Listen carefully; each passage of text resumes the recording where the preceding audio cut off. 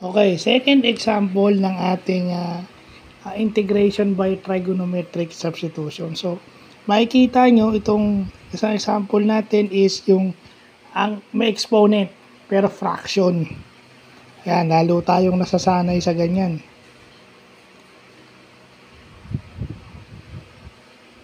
No, gagamitin naman natin is opposite over yung tangent ratio, which is opposite over the adjacent side. So, yung TOA yung gagamitin natin dun sa SOHCAHTOA.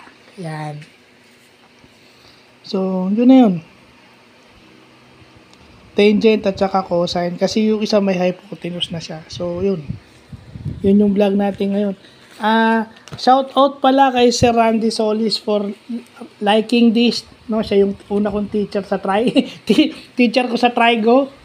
Yung estudyante niyang laging baksak at saka laging nasa remedial exam. Yung estudyante niya laging 75. Tribute po sa inyo ito, sir. Kaya po ako nagtsatsagang mag-aral kasi hindi rin po kayo nagdamot o hindi po kayo nanawang turuan ako. So wala po akong karapatang manawa para matuto, lalo na pagdating sa mga ganito. Kasi ito yung mga kahinaan na pwede kong maging strength. Of all my weaknesses, ito yung pwedeng maging strength. So, yun lang po.